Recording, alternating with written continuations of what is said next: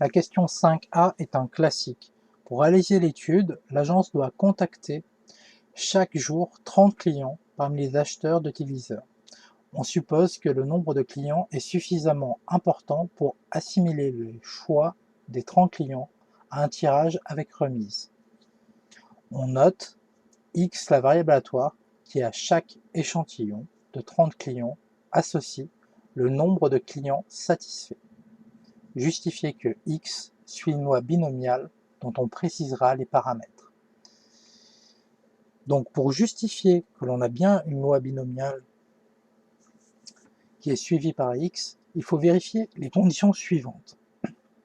Premièrement, le nombre de répétitions de l'expérience est fixe.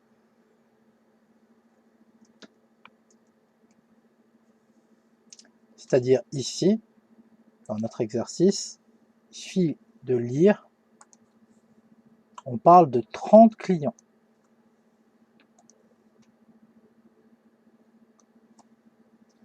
Et par conséquent, n est bien égal à 30. Ensuite, chaque répétition est indépendante des autres. Tout simplement, ici, on suppose que chaque client est satisfait ou non, indépendamment des autres clients. Et comment ceci est exprimé dans l'énoncé, on dit que, en fait, le nombre de clients est suffisamment important pour assimiler le choix à un tirage avec remise. Ensuite, donc le mot important et qu'on veut absolument voir sur une copie, c'est le mot indépendant. Ensuite, chaque répétition n'a que deux issues possibles. Soit le client est satisfait, soit il n'est pas satisfait. Autrement dit, c'est le fameux succès-échec qui correspond à une expérience de Bernoulli. Vous pouvez d'ailleurs dire on est bien dans le cas d'une expérience de Bernoulli. Ensuite, la probabilité de succès doit être constante. Sous-entendu, c'est tout le temps la même pour chaque répétition. Et là encore une fois, on vous indique que ça peut être assimilé à un tirage avec remise. Par conséquent, la probabilité ne change pas. On dit parfois que c'est identiquement distribué. C'est une façon de le dire. Ici, dans notre cas, c'est 0,8 qui correspondait à ça, la probabilité d'être satisfait qui a été déjà calculée à la question 3. Une fois qu'on a dit tout ceci, indépendant, que la probabilité était constante, ne changeait pas, on peut tout à fait dire que X suit une loi binomiale. Si vous voulez, vous pouvez même rajouter que, étant donné qu'on est dans ce cadre, ceci peut être représenté par un schéma de Bernoulli indépendant, deux paramètres n égale 30 et p égale 0,8. Si vous voulez en faire plus, ou même si vous voulez le faire avec très peu de temps, imaginez que vous n'avez pas le temps de bien discuter de la chose, il y a une façon de faire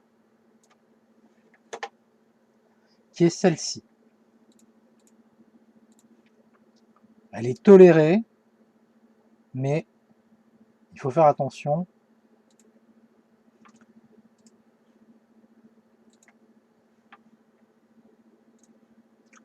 Voici une phrase type.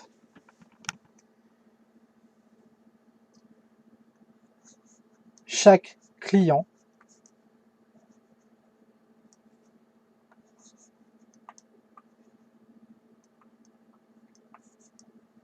peut être modélisé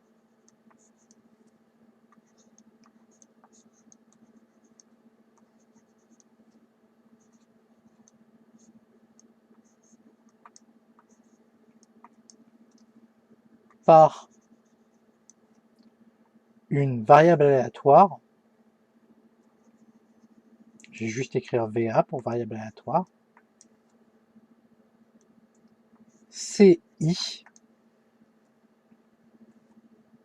avec I qui appartient à l'intervalle, et on met des doubles barres comme ça autour de l'intervalle pour dire que c'est uniquement les nombres entiers de 1 à 30.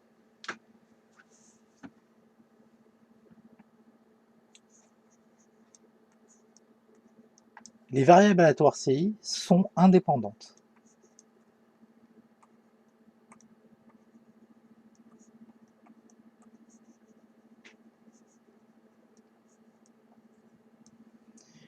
Et identiquement distribuées.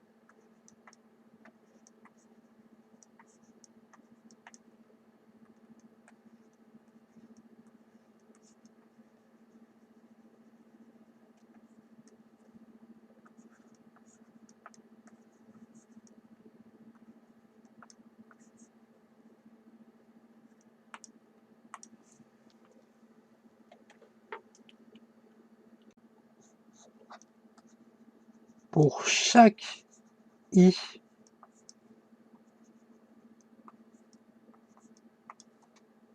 appartenant à 1 à 30, donc l'intervalle entier 1 à 30, CI suit une loi de Bernoulli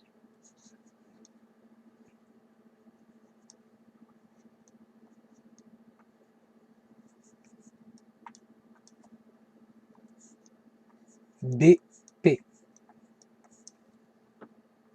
avec P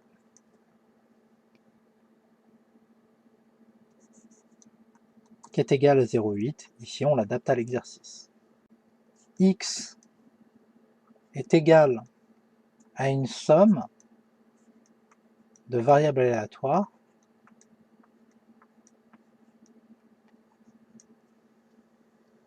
qui, chacune d'entre elles, suivent une loi de Bernoulli. Et ces variables aléatoires sont indépendantes. Donc, X suit une loi binomiale de paramètres NP. N étant le nombre de variables aléatoires dans la somme. Ici, dans notre exercice, N était égal à 30 et P était égal à 0,8.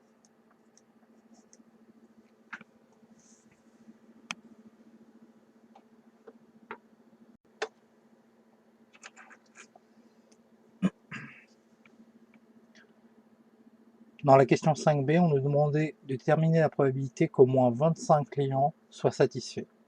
Pour trouver cette probabilité, nous allons utiliser le fait que x suive une loi binomiale de paramètres 30 et 0,8, et nous allons bien sûr nous servir de la calculatrice pour le faire. La probabilité pour que x prenne des valeurs supérieures ou égales à 25 est égale à 1 moins la probabilité que x prenne des valeurs inférieures ou égales à 24, ce qui va nous permettre d'utiliser la fameuse fonction binôme frep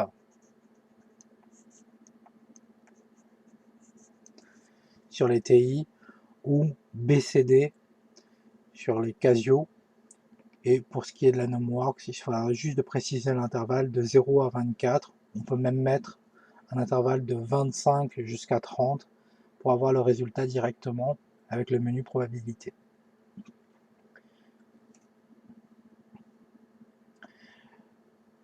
Donc, grâce à la calculette, nous obtenons ce résultat-là. La probabilité pour que x prenne des valeurs inférieures ou égales à 24 est d'environ 0,57 et des poussières. Et par conséquent, il ne nous reste plus qu'à conclure.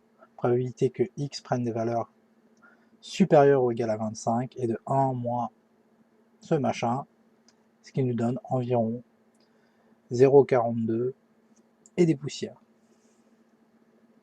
Finalement, on conclut avec une petite phrase, la probabilité qu'au moins 25 clients soient satisfaits parmi les 30 clients est donc d'environ 0,4275 1, 12, et on nous demandait d'arrondir à 10-3. Par conséquent, on regarde le quatrième chiffre après la virgule, c'est un 5. 5 est supérieur ou égal à 5. Autrement dit, on teste si c'est 5, 6, 7, 8 ou 9, et dans ce cas-là, on rajoute 1 au chiffre des millièmes, ce qui nous donne 0,428 lorsqu'on arrondit. Bien sûr, ce type de formule, celle que je vais entourer ici en vert, fait partie d'un ensemble de formules à connaître par cœur. Et je vais en profiter pour toutes vous les rappeler, car, après tout, pas toutes les calculettes peuvent calculer n'importe quel intervalle, etc. Ils peuvent calculer sur n'importe quel intervalle.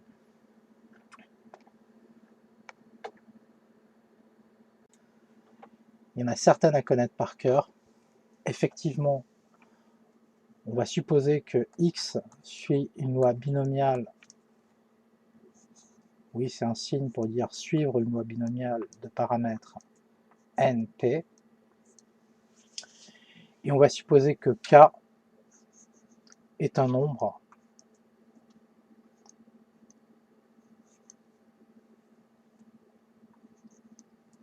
compris entre 0 et n.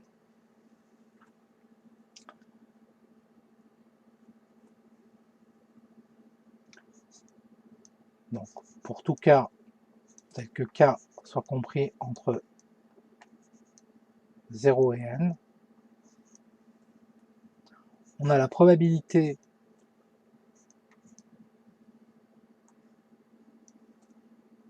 que x prenne des valeurs strictement inférieures à k, qui est égale à la probabilité que x prenne des valeurs inférieures ou égales à k-1.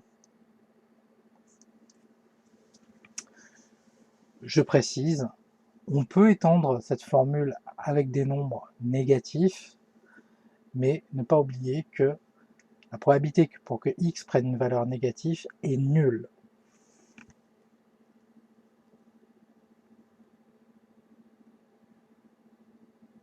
Et c'est pour cela que j'ai décidé que k pouvait être égal à 0. Dans ce cas-là, ça fait 0 égale 0. La probabilité pour que x prenne des valeurs strictement supérieures à k est égale